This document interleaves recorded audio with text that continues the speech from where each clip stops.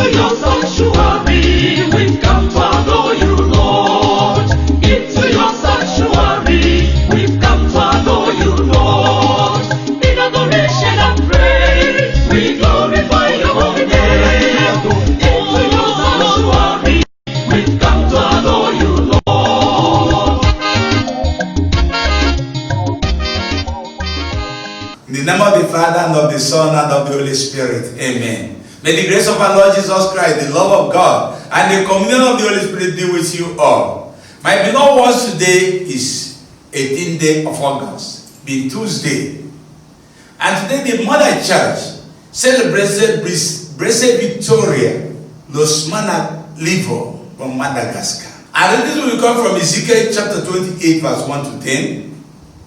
Our rest of service will come from Deuteronomy chapter 32, verse 30. Our gospel message will come from Matthew Gospel chapter 19, verse 23 to 30. And the tip of our message today is, we left everything to follow you. Jesus was telling his disciples that it is difficult for a rich man to enter the kingdom of God. Easier for a camel to walk through the eyes of a needle than for a rich man to enter the kingdom of heaven. Right? The disciples were so surprised about this saying. And they have not explained the young man who kept all the commandments of God, but who refused to sell his property to follow Christ, and Christ is now commenting on him. And they say, who could be saved? Peter said, the apostles say, who could be saved? If people who keep the commandments of God will not be saved, how can we be saved? And Jesus showed you the implication, the depth of implication, and how impossible it is. He said, for who believes with God everything is possible, but without God, that impossible are impossible. But with God everything is possible. So don't think it's such a high mountain to climb. No. And then Peter turned to him and said, see, the situation is as bad as this. What of us? So that we decide the time where to go, when not to go. We have left everything to follow you, Lord. What will be our reward?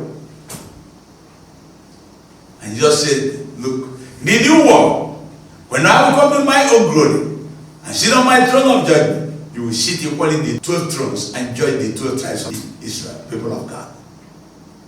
And for all who have left father, mother, son, daughter, children, house, land, in this world 100-fold, and in the world to come eternal life. And Luke also said, but not without persecution.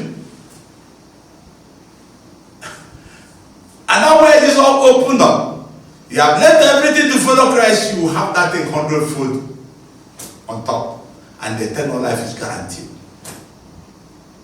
And Peter left everything. Peter had everything. Some of us, some who can live priests, what do you think was? We left our mother, and our mothers are in thousands now. We left children, our children are in thousands. And that fulfilling the word of God. We left houses, we will not can stay in Sleepy Hotel, anywhere in the world. We have left land, we have all the land. It's only God fulfilling his promise. And you have left everything to follow, he will reward you with 100-fold. And that's why sometimes we pass the street, you see the children say, Father. That's their father. Their true father is you. Their earthly father is the one they see, but you, the actual father, they're called Father. And they're happy seeing you. They're happy seeing you passing by. And they're shouting, Father. And don't want to cling to you. Because they are fulfilling the word of God. You left everything to follow him. And the avoid the people who go to assess what Peter had left to follow Christ than that claiming that rich men. Claiming that wealthy men that billionaires. That billionaires. How people talk they're billionaire. What makes you a billionaire? And you create problem all over the place. And become a nuisance to the people around you. Say you're a billionaire. When people have left those things, you are now boastful to follow Christ. Jesus is making us to know that if you don't want to abandon things and things you have access to, properties and earthly things will be put to shame. And that's why today, you see Prophet Ezekiel prophesying. Then to the priest of Tyre, you have been arrogating yourself to a God, claiming that is your wisdom that makes you rich. You know, when you come to this level of life, you begin to claim it's your wisdom, your strength, your understanding that makes you rich. And you begin to act like God. You treat people with contempt. You respect no one because you have money. And to everybody is a fool. And you can mock any person, even your father, because you have money. And even God about boasting that these words about boasting that they have made riches out of their power, gold and silver that fill their treasures. And God is telling them today, look, since you say you are a God when you only a man, when you claim you have made all this money because of your wisdom and understanding, you see what will happen. I'm going to send foreigners after you, terrible ones. And when they have slain you, you will see whether you will tell them you are God. And they will kill you, throw you into the pit, in the heart of a sheep, in the house of uncircumcised. Then when they have slain you, whether you tell them you are God. Wow, like this.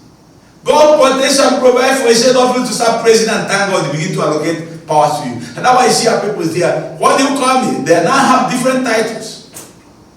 Have different titles in Igbo land today. Who allocate to themselves that they have power, feel they say with pride and boast of nothing. Answering high chief and low chief. Answering Nochiroswa. Answering many funny names. Allocating that they are gods. No more human being. That's the emptiness of human beings. When you see people, a nation who glamours is such, you know that are empty. Far from God. Walking toward that mission. When you see people asking, having several titles. Reverend, doctor, professor, chief this. You know, you're a confused man. Identity crisis. He's a confused man. And that people who are glamoring in earthly things and believe their power and their glory is in them, you will be shamed to shame at the end of the day. If you boast with those things when God comes to visit you, you will see the other side of the gate. You are claiming what you didn't go, refusing to acknowledge the man who makes you rich, refusing to acknowledge the man who keep you and created you, and begin to allocate those things to yourself. You are walking, you are dead. And now what the responsibilities are saying, I kill and I make alive. If you are humble to me, I give you life. If you are not humble to me, I kill. I will destroy you. And that's why today we celebrate Blessed Victoria. Became a Christian at the age of 15. I wanted to be a nun, but the parents gave her to marriage. And she married an officer of the Loyal Army, who was immoral, was a pagan.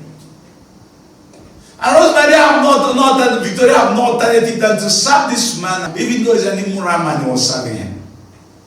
And the point the man gets a serious accident, and wounded him fatally. Before he died, the wife baptized him. He accepted baptism in front of the hand of the wife. And when the man died, Victoria was only 40 years. And he felt, what else? My husband is dead. Let me go back to fulfill my old dream of being a nun. What did she do? She devoted herself to charity and caring for the sick. And at the point in time in Madagascar, the missionaries were being persecuted, that were forced to leave the country. And when they left the country, this young lady decided to gather all the people, the Christian community, and keep them strong in faith. And even pleaded with authority to allow him to use the churches closed down by the government, that he can use it to handle his community. And he was able to keep the faith strong and even admit new ones. So that when the missionary finally came back, they saw a tribal church organized by this lady. So when the missionaries left, God left the whole church in Madagascar in her hand. And she was able to sustain them, keep them to faith, strong in faith. And blessed Saint John Paul II, Pope, described her as a model of the laity and a great missionary. And today the church celebrates her. May we ask her, since you have shown us the way to go, even though you are not a nun, you are not a consecrated person, but but you still spend your life caring for others and living the Christian faith. She is a model for all the laity to go by. And we ask the Spirit of God upon all of us today, at the grace of all Christ, we will turn to God and never abandon Him. And not because of any failure in life or any mishap, not trace back the way of God. We ask this through Christ our Lord. And may the blessings of Almighty God be upon all of us as we follow God and follow Him without looking back and leaving everything to follow Him, know that He will bless us in abundance. More. We ask this through Christ our Lord. May the blessings of Almighty God be upon all of us, and of the Father, and of the Son, and of the Holy Spirit. Peace be with you all.